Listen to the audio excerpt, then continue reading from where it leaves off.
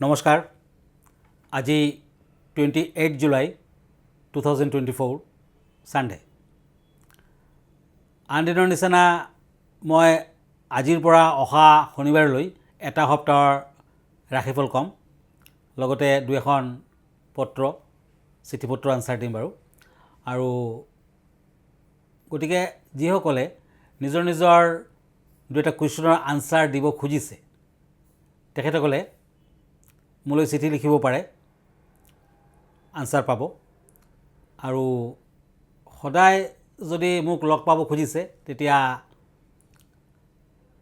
প্ৰাগ নিউজত ৰাতিপুৱা 7:45 মোক লগ পাব এভৰিডে আৰু সানডে প্ৰাগ নিউজত মই পোনপটীয়াকৈ লাইভত আহোঁ ৰাতি 10টামান বজাত গতিকে এভৰি সানডে আপুনি মোক ব্যক্তিগতভাৱে প্ৰাগ নিউজত লগ পাব আমাৰ ঠিকনা astrologer Kiro Yang Ratnakuber gems and jewellery Manipuri Basti Guwahati 7 phone নম্বৰটো হ'ল 9085949309 আৰু আমাৰ ইমেইল এড্ৰেছটো হ'ল kiroyangastrologer@kiroyang.com এতিয়া মই ৰাশিফললৈ আহিছোঁ প্ৰথমতে মই মেঘ ৰাশিৰ ফলাফল ক'ম নাইট অফ ওৱান্স এণ্ড পেণ্টাকলছ এৰিছ এই দুখন কাৰ্ড মতে এই সপ্তাহটোত আপুনি আগবাঢ়িব পাৰিব যিকোনো নতুন বস্তুৰ প্ৰতি আপোনাৰ আগ্ৰহ বৃদ্ধি পাব আৰু সকলোতে আপুনি আগবাঢ়িব পাৰিব তেনে বাধা বিঘিনি নাই কিন্তু সপ্তাহটোত স্বাস্থ্য পাতি মধ্যম আৰু এই সপ্তাহটোত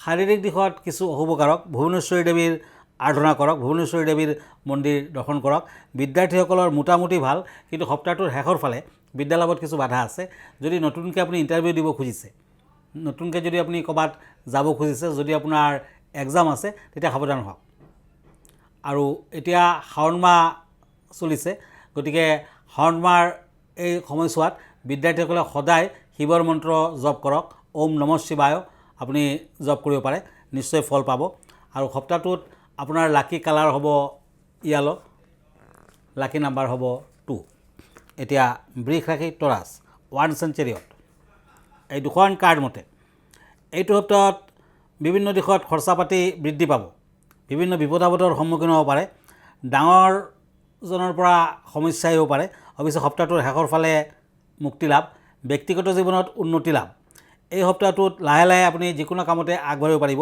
শাৰীৰিক সমস্যা থাকিব আৰু চৰ্দি কাহ জ্বৰ আদিত ভুগিব পাৰে নিবনুৱাসকলে অৱশ্যে ভাল ফল পাব এই সপ্তাহটোৰ শনিবাৰ দিনটো পালন কৰক মংগলবাৰ দিনটো পালন কৰক ভাল ফল আহিব লাকি নাম্বাৰ 2 লাকি কালাৰ ব্লু এতিয়া মিথুন ৰাশি জেমিনি পেণ্টাকলছ এণ্ড পেজ অফ পেণ্টাকলছ এই দুখন কাৰ্ড মতে প্ৰেমত শুভ ফল দেখুৱাই আছে বিয়া বাৰুৰ প্ৰস্তাৱ আহিব পাৰে বিদ্যাৰ্থীসকলে কিছু কষ্ট কৰিব লাগিব বাধা বিঘিনি আছে য়েলো কালাৰ লাকি নাম্বাৰ 6 চাকৰি বাকৰিৰ কথা যদি ভাবিছে তেতিয়া আগবাঢ়িব পাৰে নিবনুৱাসকলৰ ভাল এই সপ্তাহটোত টকা পইচা হাতলৈ আহিব শেষৰ ফালে আৰু ভাল হ'ব সপ্তাহটোত মিথুন ৰাশিৰ জাতক জাতিকাসকলে দূৰ ভ্ৰমণ নকৰিব শাওণ মাহ বুলি শিৱৰ পূজা পাতল কৰক সোমবাৰ দিন পালন কৰক নিশ্চয় ফল লাভ কৰিব পাৰিব এতিয়া মই শাওণ মাহৰ দ্বিতীয়টো সোমবাৰৰ বিষয়ে ক'ব খুজিছোঁ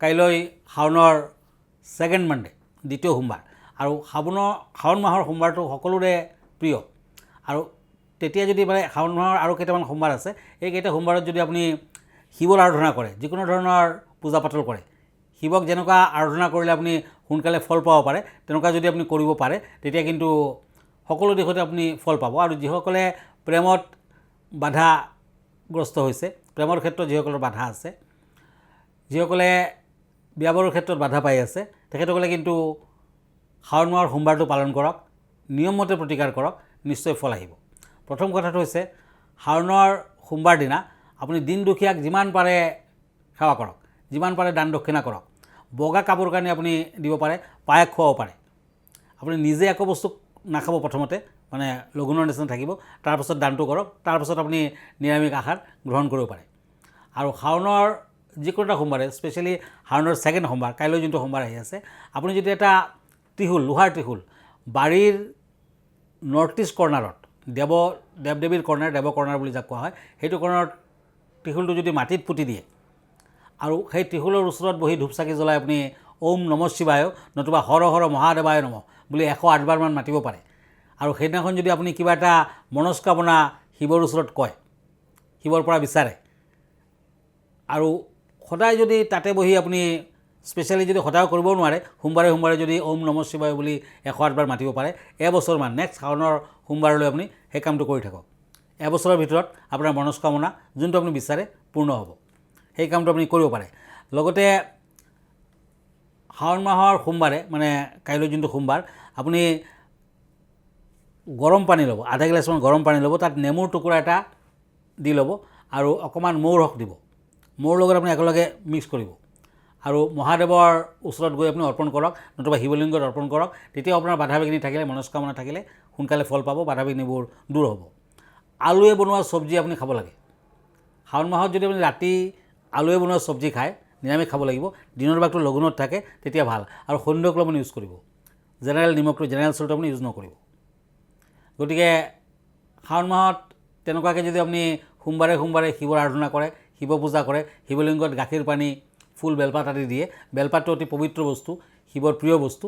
গতিকে বেলপাত যদি আপুনি দিয়ে, নিশ্চয় ফল লাভ কৰিব পাৰিব আৰু ভাল হ'ব। ধন্যবাদ। এতিয়া মই কৰ্কট ৰাশিলৈ গৈছোঁ। Cancer, temperance and pentacles. এই দুখন কাৰ্ড মতে ভ্ৰমণৰ সম্ভাৱনা আছে, কিন্তু সাৱধান হ'ব, শত্ৰু বৃদ্ধি হ'ব, শাৰীৰিক কিছু অশুভ কাৰক। অৱশ্যে বিদ্যাৰ্থীসকলে শুভ ফল লাভ কৰিব পাৰিব। ব্যৱসায় বাণিজ্যত শুভ। বগা চন্দনৰ ফুট লগাওক। আৰু এই সপ্তাহটোত আপুনি সদায় শিৱৰ মন্ত্ৰ জপ কৰক। হোৱাইট কালাৰ লাকি কালাৰ, লাকি নাম্বাৰ 2। এতিয়া মই এখন চিঠি লৈ গৈছোঁ। এইখন চিঠি লিখিছে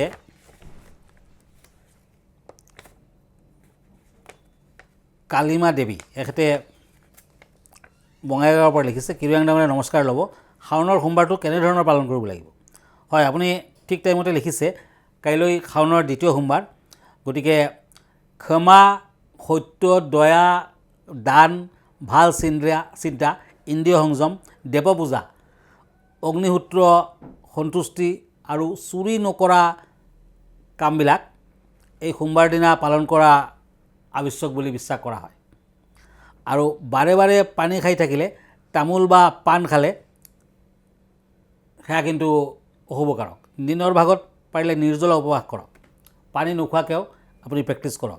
সোমবাৰ দিনাখন বেঙেনা নাখাব। স্পেচিয়েলি কাইলৈ শাওণৰ সোমবাৰে, ছেকেণ্ড সোমবাৰে বেঙেনা নাখাব। মটৰ আৰু বুট খোৱাৰ পৰা বিৰত থাকক দিনৰ ভাগত। শাওণ মাহৰ প্ৰতিটো সোমবাৰে ব্ৰত পালন কৰিলে ভগৱান শিৱৰ বিশেষ আশীৰ্বাদ লাভ কৰিব পৰা যায়। সকলোতে আপুনি ফল পাব।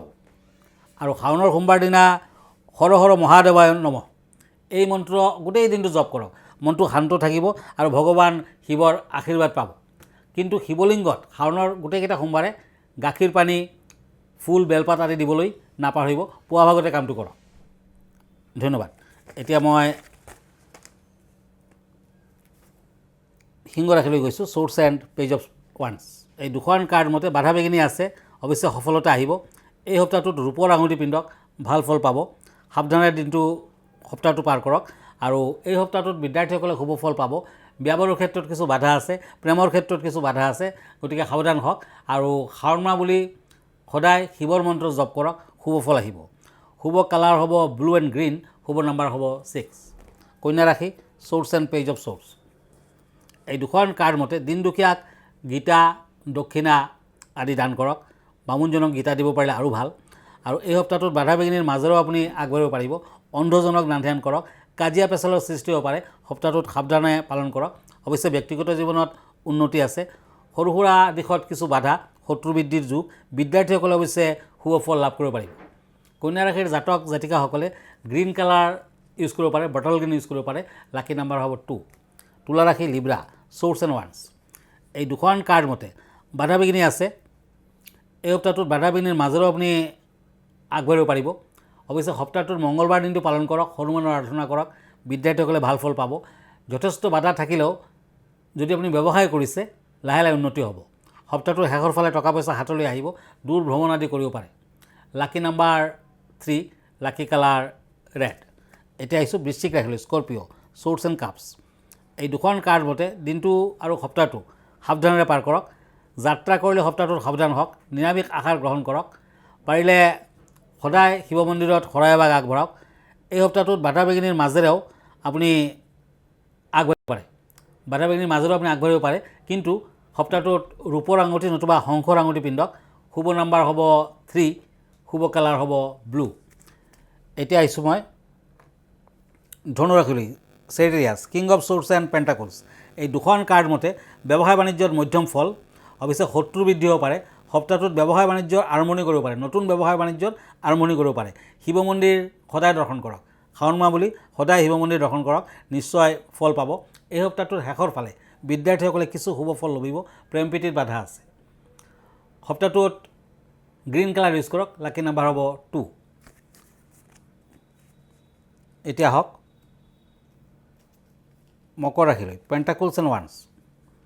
এই দুখন কাৰ্ড মতে জীৱনটো সুখেৰে ভৰপূৰ যেন লাগিব, অৱশ্যে প্ৰেমিকৰ দ্বাৰা প্ৰতাৰিত হ'ব পাৰে, সাৱধান হওক। বিভিন্ন ধৰণৰ সমস্যা থাকিব, কিন্তু হ'লেও সপ্তাহটোৰ শেষৰ ফালে আগবাঢ়িব পাৰিব। স্বাস্থ্য পাতিৰ যত্ন লওক, ধনাগম বৃদ্ধি হ'ব, ধন আহিব হাতলৈ। বিদ্যাৰ্থীসকলৰ মধ্যম ফল। শনিবাৰ দিনটোত দান ধ্যান কৰক, শনিবাৰ দিনটো পালন কৰক। এই সপ্তাহটোত ব্লু কালাৰ লাকি, আনলাকি কালাৰ হ'ব গ্ৰীণ কালাৰ, লাকি নাম্বাৰ হ'ব 4। এতিয়া মই কুম্ভ ৰাশিলৈ গৈছোঁ। কুম্ভ ৰাশিত king of shorts and pentacles. এই দুখন কাৰ্ড মতে সপ্তাহটোত ব্যৱসায়ৰ দিশত মধ্যম ফল, শত্ৰু বৃদ্ধি হ'ব পাৰে, চাকৰিয়ালৰ শুভ। অৱশ্যে সপ্তাহটোৰ শেষৰ ফালে নতুন ব্যৱসায় বাণিজ্যৰ আৰম্ভণি কৰিব পাৰে। শিৱ মন্দিৰ, শনি মন্দিৰ সদায় দৰ্শন কৰক, ভাল হ'ব। বাধা বিঘিনিৰ মাজেৰেও আপুনি আগবাঢ়িব পাৰিব। এই সপ্তাহটোত পাৰিলে দুখীয়াক নাৰিকল দান কৰক, টকা পইচা দান কৰক, ভাল হ'ব। লাকি কালাৰ হ'ব স্কাই ব্লু, লাকি নাম্বাৰ হ'ব 4। এতিয়া আহক মীন ৰাশিলৈ। Cups and swords. এই দুখন কাৰ্ড মতে বাধা বিঘিনি আছে, অৱশ্যে বিভিন্ন সংস্থাৰ পৰা স্বীকৃতি লাভ, আৰ্থিক উন্নতি। অৱশ্যে চিকিৎসা বিজ্ঞানত আপুনি যদি আছে ভাল ফল পাব, প্ৰযুক্তিবিদ্যা আদিত ভাল ফল আহিব। এই সপ্তাহটোত বাধা বিঘিনিৰ মাজেৰেও আপুনি লাহে লাহে আগবাঢ়িব পাৰিব। শনিবাৰ দিনা আৰু সোমবাৰ দিনা নিৰামিষ আহাৰ গ্ৰহণ কৰক, কৃষ্ণ মন্দিৰত শৰাই এভাগ আগবঢ়াওক, ভাল হ'ব। বিদ্যাৰ্থীসকলৰ মধ্যম ফল, লাকি নাম্বাৰ 3, লাকি কালাৰ স্কাই ব্লু। ধন্যবাদ। আজি ইমানতে, আকৌ লগ পাম নেক্সট উইকত। আমালৈ যদি চিঠি পত্ৰ লিখিব খুজিছে, আমাৰ ঠিকনা astrologer Kiro Yang, Ratnakuber gems and jewellery, Manipuri Basti, Guwahati 7। Phone নম্বৰটো হ'ল 9085949309। আমাৰ ইমেইল এড্ৰেছটো হ'ল kiroyangastrologer@kiroyang.com। ধন্যবাদ, নমস্কাৰ।